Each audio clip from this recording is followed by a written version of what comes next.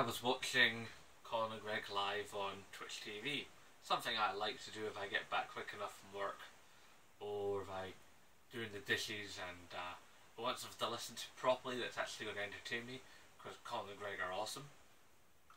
And basically, Colin said something that got me thinking.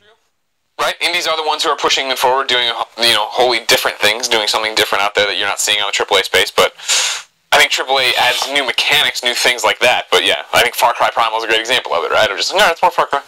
Cool. Yeah, to me, it's. I mean, we don't want to beat a dead horse. Although I think we talked about this actually more on PS I Love You than here. Can someone tell me what game we got on PS4 that we couldn't have gotten on PS3? And I'm not saying from like Resogun couldn't run on a PS3 in the same way it runs on PS3. It's a different game. Yeah. But you understand what I'm saying? We could play a game like that on PS3. That's why you're excited for PlayStation VR. Exactly. VR in general. We have open world games. We have narrative driven games and walking simulators. All these. Well, all that stuff could be done on the old consoles. So what are the new consoles are exciting. We like them, and they give us more RAM, and they give us more processing power, and they give us we're able to make things more refined and prettier. But what is the new idea? There is none. There is not a single new idea. But what is the new idea? There is none. There is not a single new idea. So, what do we get? What are we expecting? It's tricky, isn't it? Because when you really start to think about it, basically everything we have is just a prettier version. Almost everything I can think of that we're getting is a prettier version. When you get right down to it, what Colin basically said was, okay, the graphics are better, yes. The sound is better, yes. The gameplay mechanics are better, yes. The way you control games is better, yes. But when you get right down to it, aside from tweaks and graphical improvements, what's so different really when you get right down to it between Grand Theft Auto 3 and Grand Theft Auto 5? Grand Theft Auto 3, you got 3 characters. So character swapping, is that really a bigger thing? It was character swapping in previous games back in those days, so that's not really an improved, a massive leap forward. I've always had the ability to character swap in many different games. Integrated cutscenes, no. Interactive cutscenes, last gen. It's when you start to really think about it. Fighting games. Fighting games, all they've done is got prettier. You've heard me say this in a couple of my videos. Even far back as, a year and a half ago, I made a video about the upcoming Tekken. And it was like, Tekken 7. What's really going to be all that different? It's just going to be prettier. Football games do it. Racing games. Wow, racing games. All it is iteration after iteration. There's nothing really different. But then what can you really bring to a racing game that is different? How do you change it? I mean, Drive Club tried to change it by bringing connectivity with the various forms of social media. So that's maybe something, but then, there was some of that going on in the 7th gen as well. It's like the closest I can think of when it comes to games that might be a push forward and might bring something else is Dreams from Media Molecule. And the fact of the matter is, even when you look at Dreams, the only thing that sets it apart from the last generation version of its previous generation self is being fully 3D realised. Because it's basically the next gen successor to Little Big Planet. The Little Big Planet games, much as I've enjoyed them, the ones I've played, I've not played 3. You create stuff, you build stuff, you play stuff, you share stuff. The only thing really revolutionary about Dreams is the way in which the stuff is created, saved and shared, and be able to be used and built upon by other people. But then we've had the whole UGC thing forever on PlayStation 3. I don't know how much we've had it on Xbox, because I'm not really an Xbox guy. But I imagine there must be a couple of things. I mean, I adored Mod Nation Racers. I loved that game. And I built a ton of carts on it. A ton. More than the video way back at the beginning of the channel would show you. Man, I built so much stuff. Such a great game. The more I think about it, the more I analyse it, I'm having trouble. You know, it's like No Man's Sky. No Man's Sky. Everybody goes, oh, but No Man's Sky, that's procedurally generated with like more planets than you can ever do in like 3 lifetimes. I'm like, yeah, technically, awesome game, looks amazing. But the fact of the matter is, when you go back to original Elite, I mean the old Elite, when it was all wireframe graphics, that was procedurally generated. So yet again, we're back to the standpoint of just better graphical horsepower, better processing power, more whiz-bang, you know? Of course, the thing is, when you start to think about all this stuff is, you know, what have we really got now that we couldn't have done 3 years ago? And the only thing I could think of, apart from VR, which is a bit of a cop-out answer, because as much as I and some other people online, I know that my good friend Mega Gaming is, like me, super hyped for VR, you know, along with a few other people, like the aforementioned Colin Moriarty, you know.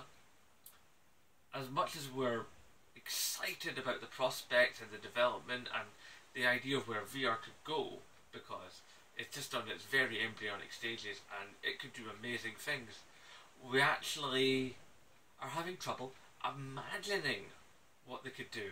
And I would imagine, from a developer standpoint, if the public is having a trouble imagining what's coming next, then how do you pitch it? You know, maybe they've got ideas to do things that are incredibly mind-blowing, new concepts of play and presentation and style and everything. Some, you know, maybe at least a good 2-3 companies out there have got something completely mold-breaking, which is going to be awesome, you know, because it will give us something new to do and somewhere new to go, and it could be a new way of evolving narrative and involving you in the narrative, and, you know, a new way of controlling games perhaps. You know, I mean, obviously still with a controller, but just a new way of doing it. And the more I think about it, the more I actually can't wrap my head around what that could possibly be. And I love gaming. I mean, as some of you know who have been with the channel a good long time now, you know, I've been gaming since the Commodore 16, right? I've been gaming since I was about 7, and I'm 41. So that gives you an idea how long I've been in gaming. I've played on most every system that's existed, aside from 1 or 2 notable exceptions. You know, I've played on a Neo Geo, I've played on an Atari Jaguar, a Panasonic 3D Reel, you know, a Mega CD, a Mega Drive, Master System 1, NES, SNES, original PlayStation, PSP, you know, umpteen different arcade units, and, you know, all kinds of things, old Spectrums. Wow, I mean, I've played on a lot of different bits of kit, right? I even had a Lynx. Okay, I had a Lynx, man. I had a Sega Game Gear. I had a Sega Game Gear. God, it was crap. But I loved it because I had hours and hours and hours of Chuck Rock. God. So what I'm saying is, you know, the ideas might already be in the hands of developers or in the minds of developers, but the question is, 1, how do they actually bring them to our game systems, and 2, how do you market something that nobody understands because nobody's ever done it before? I mean, look at the trouble Dreams has. Dreams is in terrible time trying to market itself. So many people don't understand it. I get it, but maybe that's just because I'm so deep into gaming and I'm a complete fruitcake and I just love new development and I get where it's going. I mean, hell, I got the Matrix. You know? So, you know, maybe the ideas do exist. Maybe they're there. Maybe they're just so, you know, so strange to us as we stand now at this point in gaming. You know, we're not that far removed from the 7th gen, even though the 8th gen now is really into its swing. and let's say probably a third of its way into its lifespan, depending on how this generation goes and what VR does or doesn't do for it. You know, it's like, and how long can we keep going on physical media and so on and so forth. You know, it's what is in here from the developers and from us. You know, what can we imagine? What can they imagine? What can they tell us about what they imagine, and how do we understand it? So I would like to think there are new, genuinely new things coming. You know, I mean, don't get me wrong, Uncharted looks awesome. You know, Riggs looks awesome. Reims looks awesome. Detroit looks awesome. There's so many great things coming. I mean, I played the Division beta, as you probably saw from that video that wasn't supposed to launch but did launch, and like 70 V's of it eating it up. Yeah.